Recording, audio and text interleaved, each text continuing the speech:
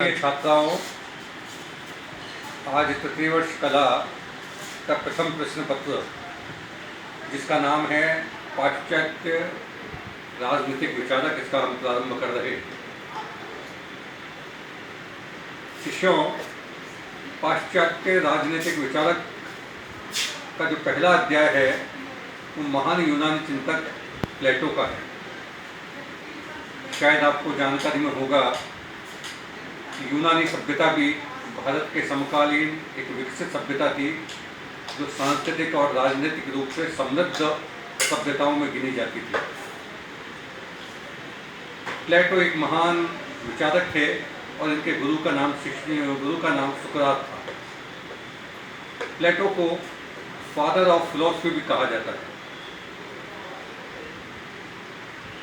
साथियों, हर विचारक के लिए एक वाक्य को काम में लिया जाता है कि हर विचारक परिस्थिति जन्य होता है। अब आपको इसका अर्थ समझना चाहिए कि आखिर कौन सी परिस्थितियां किसी भी विचारक के सामने आई हैं तो उसको विचारक बनने के लिए मजबूर होना पड़ा। क्या प्लेटो के सामने भी वैसी ही स्थितियां थी? मेरा उत्तर होगा हाँ। प्लेटो भी परिस्थिति जन्य विचारक बने। प्लेटो के गुरु का नाम सुकरात था और सुकरात एक महान विचारक, महान दार्शनिक उस समय माने जाते थे। सुकरात ऐसे व्यक्ति थे जो सत्य के प्रणेता थे, शासन को सुशासन की ओर ले जाने का प्रयत्न करते थे। लेकिन उन्हें सुकरात को जो सत्य बोलते थे, सच्चा मार्ग दिखाते थे, उस समय के कुलीन तंत्रीय शासन वर्ग ने जहर देकर मार डाला। इसका उनके शिष्य प्लेटो पर गहरा प्रभाव पड़ा।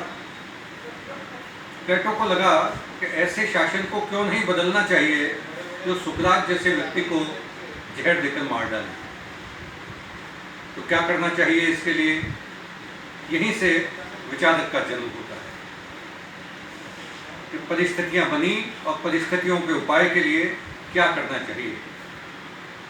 तो प्लेटो को मन में यह विचार आया कि मुझे ऐसी शासन व्यवस्था बनानी चाहिए जिसमें सभी प्रकार के कुशासन का अंत हो, सब नागरिक स्वस्थ रहे, सुखी रहे, प्रसन्न रहे, सब एक दूसरे का सम्मान करें, शासन व्यवस्था अच्छी हो और सही मायने में लोकतंत्र की स्थापना हो। तो उन्होंने अपने ऐसे राज्य को नाम दिया आदर्श राज्य की स्थापना। अब प्रश्न उठता है, यह आदर्श राज्य की स्थापना प्लेटो ने कहाँ की? तो प्लेटो की पुस्तक का नाम, वैसे तो प्लेटो ने अपने जीवन में बहुत से पुस्तकें लिखी, लेकिन उनकी एक पुस्तक रिपब्लिक बहुत ही सुंदर और सर्वश्रेष्ठ पुस्तक मानी जाती है। कहा जाता है कि रिपब्लिक एक कविता के समान थी और यह संपूर्ण रिपब्लिक संवादों पर आधारित है। इसमें गुरु से शिष्य प्रश्न पूछ रहे हैं और शिष्य उसका जवाब दे रहे हैं, तो गुरु उसका जवाब दे रहे हैं। तो प्लेटो जब अपने आदर्श राज्य की कल्पना करते हैं तो शिष्य उनसे लगातार सवाल पूछ रहे हैं कि आदर्श राज्य कैसे बनेगा। तो उनके जो प्रिय शिष्य थे उन्होंने पूछा, तो गुरुदेव आप आदर्श राज्य बनाना चाहते हैं, लेकिन इस कुशासन की स्थिति में आदर्श राज्य की स्थापना कैसे होगी? प्लेटो ने कहा, मैं आदर्श राज्य बनाना चाहता हूँ। इस आदर्श राज्य में जब न्याय की स्थापना हो जाएगी तब आदर्श राज्य की स्थापना हो जाएगी। तो प्लेटो के शिष्यों ने पूछा कि श्रीमन आप ये बताएं कि जिस समाज में सब लोग पीड़ित हैं, अज्ञान की स्थिति है, कुशासन है, उस शासन में न्याय की स्थापना कैसे होगी? तो प्लेटो कहते हैं सद्गुण की स्थापना के माध्यम से न्याय की स्थापना होगी। शिष्य फिर पूछते हैं कि श्रीमन गुरुदेव इन सद्गुण का मायने क्या है? तो प्लेटो विस्तार से समझाते हुए कहते हैं कि देखो, प्रत्येक मनुष्य में 3 गुण होते हैं। ये 3 गुण, नंबर 1 विवेक, दूसरा साहस और तीसरा क्षुधा। हर व्यक्ति में 3 गुण होते हैं, लेकिन एक गुण प्रधान होता है।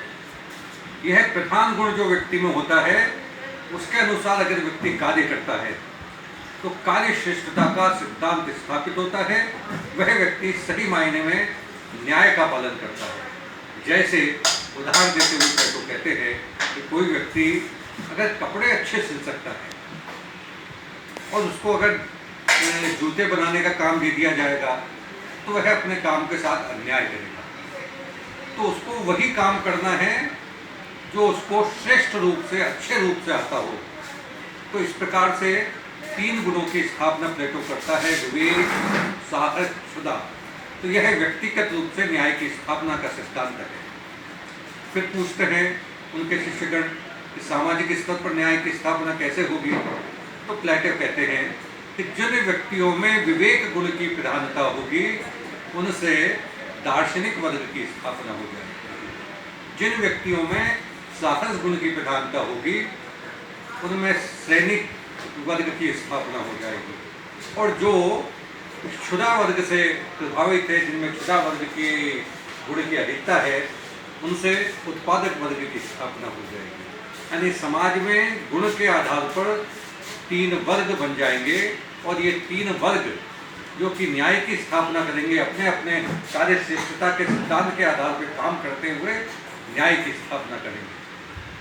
तो शिष्य बड़े प्रसन्न हुए तो गुरुदेव आपने बड़ा अच्छा सिद्धांत दिया है। देखिए आप ये बताएं कि इस न्याय की स्थापना कैसे होगी। आपने बहुत सुंदर बात बताई, आदर्श राज्य की स्थापना करनी है। आदर्श राज्य में तब आ पाएगा जब न्याय की स्थापना होगी। लेकिन यह न्याय आखिर आएगा कैसे? जो व्यक्ति पीड़ित है, जो व्यक्ति संकोची है, जो व्यक्ति कुशासन से प्रभावित है, वो कैसे न्याय को ला पाएगा? तो प्लेटो उत्तर देते हुए कहते हैं कि मैं अच्छी शिक्षा योजना के माध्यम से न्याय की स्थापना करूँगा। तो साथियों, आज हम अपने प्लेटो पार्ट 1 की समाप्ति यहीं कर रहे हैं। इसके बाद हम करेंगे प्लेटो के शिक्षा योजना की स्थापना, जो अगले सत्र में हम करेंगे। धन्यवाद।